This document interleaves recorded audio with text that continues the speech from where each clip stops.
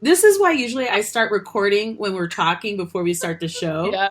I'm so mad at myself right now, but that's okay because It's 3 minutes. we're professionals. I might even keep this part and be like, whatever. Okay, Oh, so I so outed it. I was like, so for those of you listening, there was a conversation that went on for 20 minutes without you. So we're going to have to start it over again. I'm starting over. Okay, so we're gonna start over, and I just might keep that in there. At least for an outtake. Oh, well, here you go.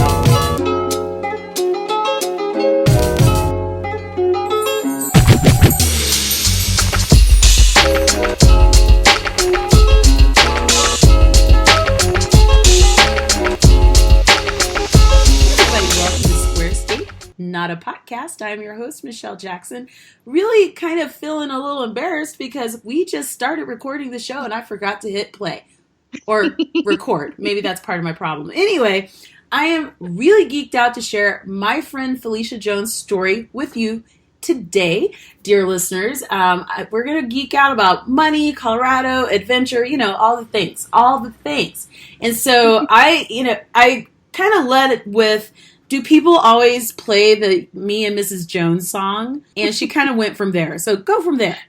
So yes, the Me and Mrs. Jones. So considering that when it comes to my personal brand and my website with all of my stories, yes, it is called keepupwithmrsjones.com. And when I get the chance to do radio interviews, they always lead with that song. And it makes me crack up before I have to talk each time. Well, I don't have the money for it, so it's not going to happen, but that's all right. So we're going to have you introduce what you do and kind of share what are all the things, because you wear a lot of hats and you're actually changing hats, but we're not going to go there quite yet. But yeah. What are you doing and why are you so interesting?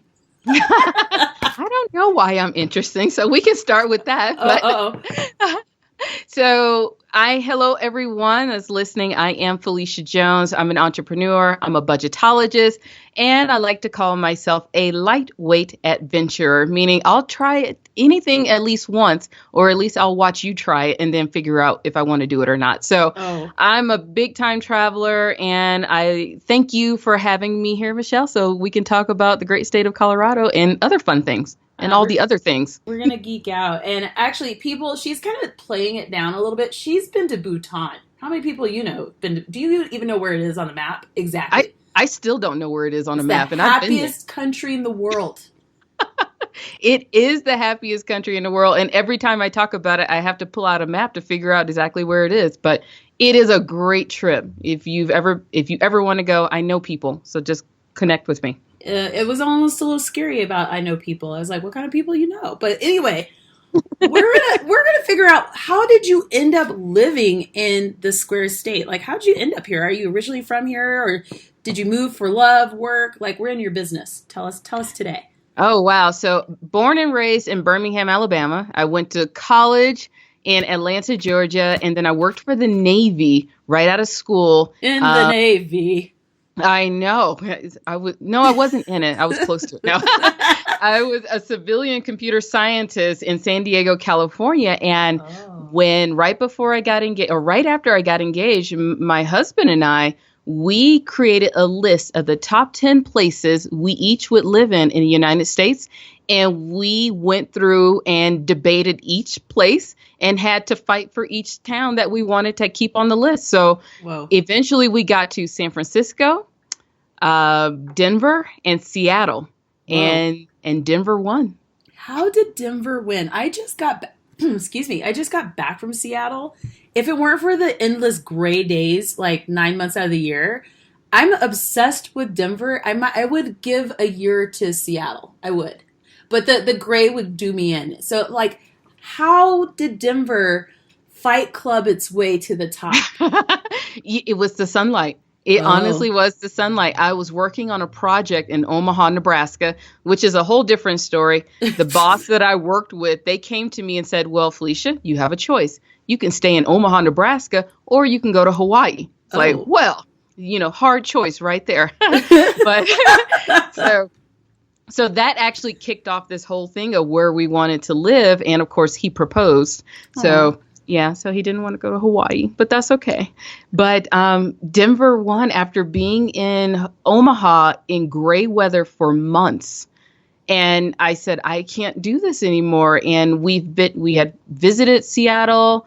My husband, he's born and raised in Washington State, but on the other side. And my friends were like, no, you won't get sunlight all year round. And I said, well, Seattle just lost for me because I can't do it. I just can't not have sunlight. I don't think people understand how much sunlight we have here, because I think they have this notion that it's like crazy snowing all the time and gray, Yes. kind of crappy. And I almost said a bad word, but whatever. And I'm like, no, you don't really understand how nice the weather really is. And I'm leery to really share it because, like, if you're from Miami, the weather's not nice because it's so hot there. Like, your blood is too thin to appreciate the weather here. But if you're from Chicago, you're like, this is balmy. This is, oh my God, there's no lake effect snow. It's a different experience of winter weather. This place is a hidden gem because I was concerned, the only thing I knew about Colorado, I mean, literally, we had only visited one time on a dare. Oh. And yeah, that's a different story. Yeah, crazy story. Oh. But I'd only visited and, I was like, well, I'm scared of all the snow. And then people were like, it's not as much snow as you think. And when we came the second time to look for somewhere to live, everyone asked, I said, is it like Nebraska? And everybody's like, no. I was like, I'm in.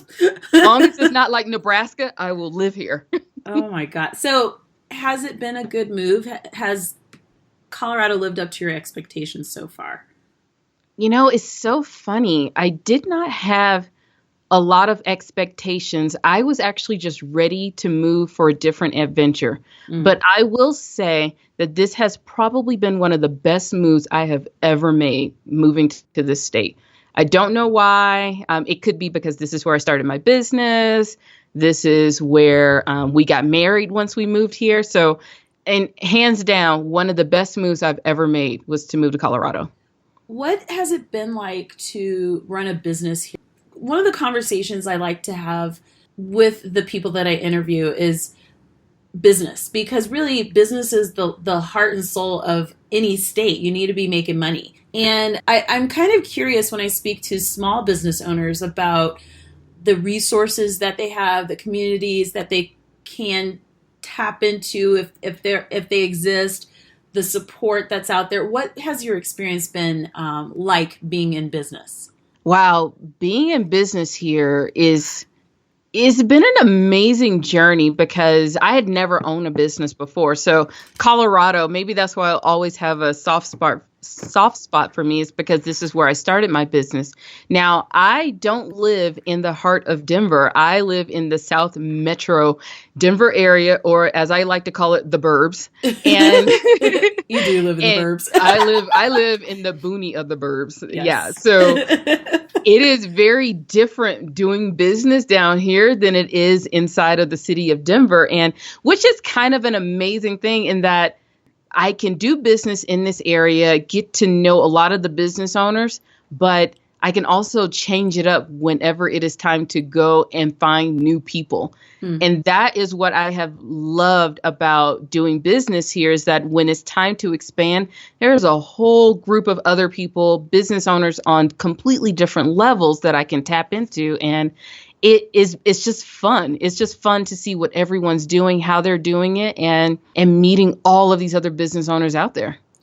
What were your expectations concerning like cost of living, and could you talk a little bit about that? A lot of the people who are listening to this show may be considering moving here. And one of the conversations that I think is really important to have is like, let's be candid about the cost of living in Colorado. And I think that a lot of people think that it's cheap. I don't think it's cheap, but I have a certain set of expenses, so I don't pay a lot because of that. However, what's your experience with the cost of living compared to other places that you've lived and traveled to? Because you've traveled extensively, so. It's funny. I will say I am the worst person to talk about the cost of living because I came from San Diego, California. I forgot about that. Yeah. So I came from California and it's like, oh my gosh, I can buy a whole neighborhood and what? And we could do this. And it was amazing considering that when we were trying to decide where we wanted to live, because of coming from San Diego, everything else was so much cheaper. Wow. And we started looking at homes in Hawaii. So you got to realize there were the places on our list that we really investigated: San Francisco, Hawaii, and then San Diego. So everything just kept getting more expensive. And when we came to Colorado, it was just like a breath of fresh air in that we weren't going to be spending all of our money just to live.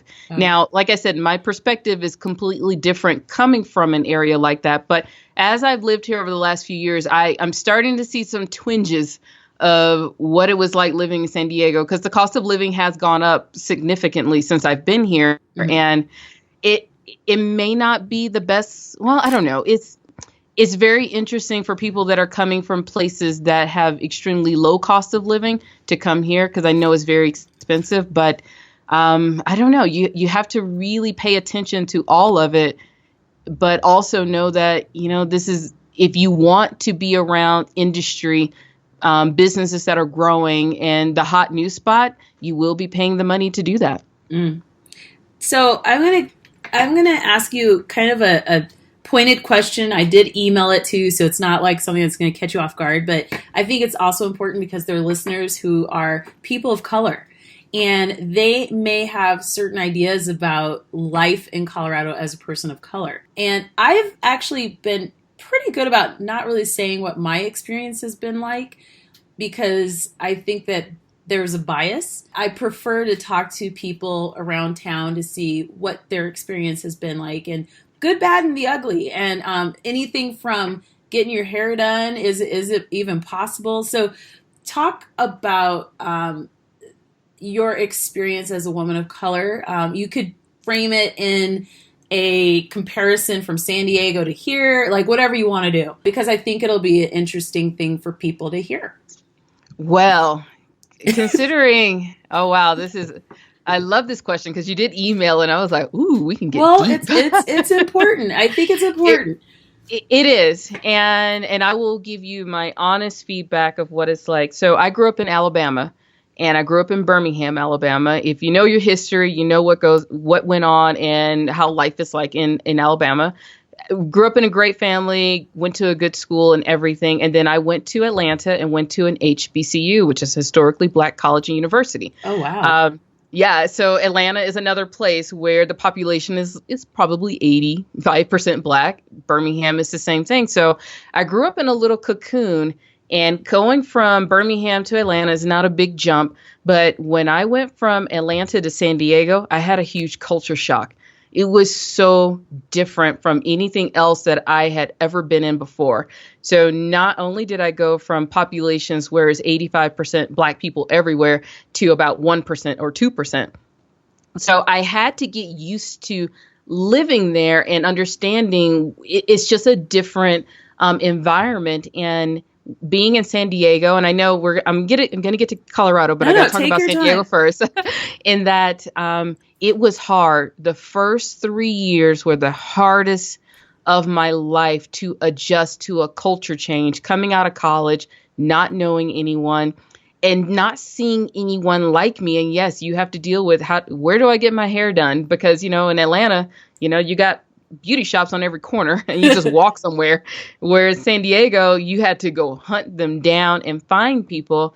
And working for the military was such an eye opener. But I had to get in a frame of mind of either I'm going to make this work or I need to go back home. So I went out and just started making friends with people that are so different from me, different cultures, and doing different things that took me out of my comfort zone. And I loved every moment of it. But the more I got into making friends with different people, the more I got alienated from like friends and family from home. So it was a very interesting time period going through that. So unfortunately, I think I got used to being the only woman of color anywhere I went. I worked at a lab where there were only about 100 women out of 3,000 men employees. Whoa. And I was a scientist and engineer. And a scientist and engineer of color, which is rare. Oh, yeah. It's like a unicorn because people would just stare. They were like, you do what? And I was like, yeah, I got an engineering and a computer science degree. They were like, wow, I never met a black girl that did that kind of stuff. Wow. And so you had to deal with that. And eventually you kind of got, I don't know, numb or used to either being the only one or being stared at. So when the move happened from San Diego to Denver, it was actually quite interesting because there were more black people and people of color here. That is hilarious to me. From San Diego. So it was like, oh, this is kind of nice. And people were like, what do you see? I was like, well, I didn't see anything there. So I see a lot more here. Now, it's granted, all about it's perspective. Not. Yeah, it really is. And so you see more, but then again, I went and I live now in Douglas County, which is not a hotbed of diversity. So it's been interesting living here. I still think is one of the best moves. I have not had any issues, any biases, anything like that. But I do have these different things that pop out. I'm not around a lot of people of color. And the last few years, I have been feeling that, especially when it comes to being around Black women. I've needed to make that connection. So that's why I found Michelle, I'm here. I found you. But it is feeling disconnected from a community. And I've realized I needed to do a little bit more to feel some type of connection. And even things like, getting my hair done. I went and got my hair done today. I have to drive 45 miles to go and get a haircut. I actually go up on the off of 70. Oh. I don't even know where the neighborhood is. So I found a girl who did a great job. So I was like, I'm going to hold on to her and I'm going to like, you're mine. I will drive to find you. But it is that thing now of where I live. If I want to have this connection, I'm going to have to make that drive. And the last year, it has been really getting inside of me to go and make that connection, to find other people that look like me, because where I live is not in abundance. And, and so I have to deal with that at times. So it's not a bad thing, but it does put you in a frame of mind when you can't get your hair done, or you can't find anyone that looks like you, or having to explain all of the time why you have to do your hair a certain way. So, you just kind of roll with the punches. But it's been like that for the last, oh my gosh, it's been 14 years since I've left Atlanta. Wow. So it's actually longer, but whatever. I'm like, wow. We got that's a little deep, but good, because I think that you're answering questions that people want to ask. But sometimes they don't. And so this is the other reason why, when I do have someone who's Asian or Black or Hispanic, someone who's Jewish actually on the show, I want them to talk about it. And actually, I just interviewed someone who is Jewish, and I should have talked about this. I should have asked her a few more questions about finding a good synagogue and community, and because that is an issue. These are things that if I were moving from a place like New York, I'd want to know. And I think people are willing to make trade-offs, but they don't want to be caught off guard too much. Exactly. And I think when I moved to San Diego, I was caught extremely off guard. And coming from San Diego to Denver, I wasn't caught off guard because I kind of, all right, I know what I'm moving into. Right. So I know how to adjust to it. But yeah, good question. And definitely, I know it's something that always pops in the back of our mind. So we might as well ask. You might as well ask. So here's a question. If someone were moving here, like in the next couple of months, what would your advice be to them in terms of starting a business or the move itself or whatever? It could be anything random. Oh, wow. That's a good one. The advice, I would probably try to get out and meet people. That would be my biggest advice, because it is so easy to move to a place and stay to yourself. And when I did move to Colorado, it was such a different experience from when I left college and moved to San Diego.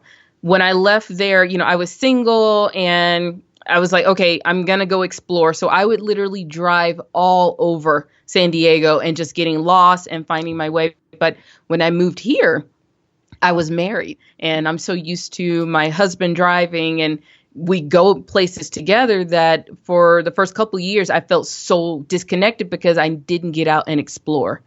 I would say the biggest thing is to get out and explore as much as possible and meet people, especially if you are thinking of starting a business or if you have a business.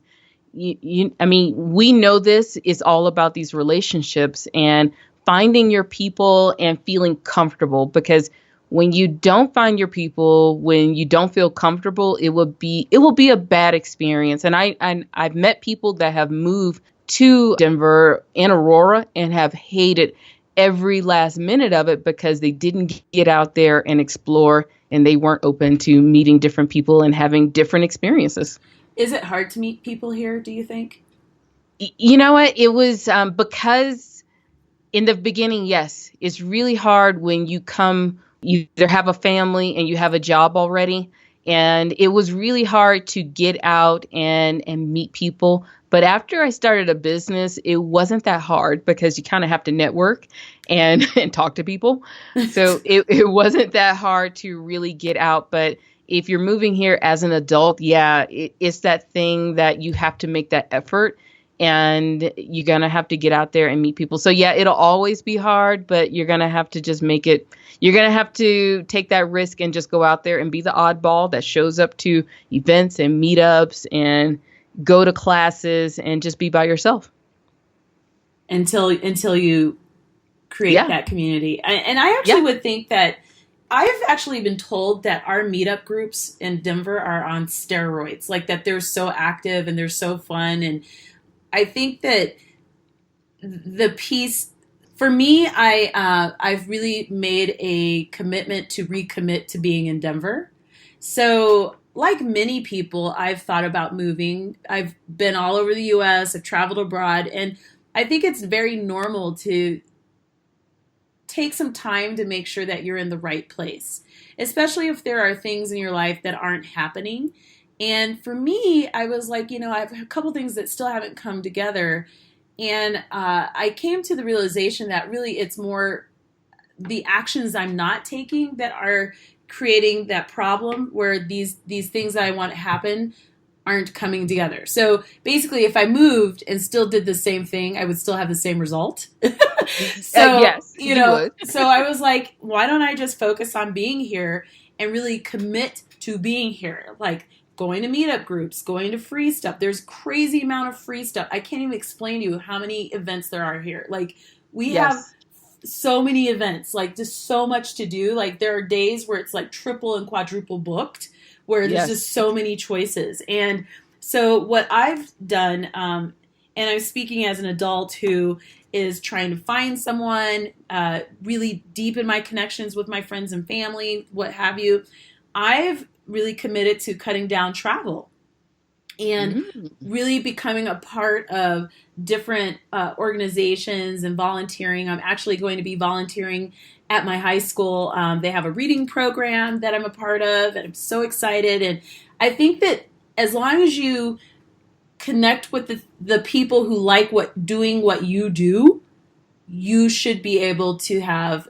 a fairly smooth transition in terms of meeting like-minded people. There's a community for everyone here. There is. And the other thing is you have to get out of your comfort zone. And that is the hard one when you're moving somewhere new and you don't want to try anything new. And I learned that in San Diego is that, people go to the beach, people have bonfires, people go hiking. Those were not things that I grew up doing in Alabama. People run. People run for no reason, They're not being chased? No, I was like, you're not being chased. And it's like, why are you outside? People stay indoors. And you really do. And this is from somebody who moved from the South. So if you're definitely coming from the South and you're a person of color, especially, you got to get out of your comfort zone and you got to go explore. a lot that's out there because Denver does have a lot of groups and you will find your people. But there is a theme in Denver is that people either like to drink beer or they like to go outdoors. Now you got the other people who like the pot, but that's not my thing. But you got to get out of your comfort zone. So it is hilarious when I do go back home to the South and I tell people I live in Colorado. They're like, Colorado, you like that outdoor stuff? I'm like, yeah, I like that outdoor stuff. I love it. They were like, you actually go outdoors? Like, yeah, I kind of do. And I was like, my husband and I, we go hiking and camping. They're like, camping? Like, yeah, we do that stuff. So you kind of have to acclimate to what most people do here. So, get out of your comfort zone and enjoy life and live it. You only have one life, so you might as well have fun with it. For listeners who'd like to reach out to you, how can they find you? Oh my gosh, you can find me everywhere. So one of the coolest things, you can find me on Facebook.com/Keep Up with Mrs. Jones, or you can go to keepupwithmrsjones.com and you'll find my Twitter handles, Instagram, same thing, Keep Up with Mrs. Jones on Instagram and Twitter. You can reach out to me, and I do give my cell phone number out to people. Oh, so you can text me 303. No, oh my God, freaking out. 9158. Seriously, it's another number. Trust me. Okay, I was like, what the it's hell? not my main number. Okay, good. But no, I tell people if you need help, you want help, reach out to me. You can send me a text message, and I will answer. I won't answer in the middle of the night. So just be aware of that. But yeah, just reach out. And if you need help with anything, I am here for you. And I will, because I shouted out when she was doing that, I was like, no, I will actually share her number in the show notes. So don't worry. It will actually be in the show notes. It's a protest. I know, it's protesting. I'm like, no. So anyway, thank you so much, Phylecia, for joining me. I think that this was a really good, we'll have to do another conversation in the spring, kind of intro to what you are doing, Colorado life. You are not the lone Black lady hiking up the mountain. I'm there too, and that it's a great place to live. But like any place, you do have to do things that might be different from where you're originally from. So It is what it is. So thank you for having me. This was fun. I enjoyed this. You're welcome. I'm so happy to have you. And again, we will be talking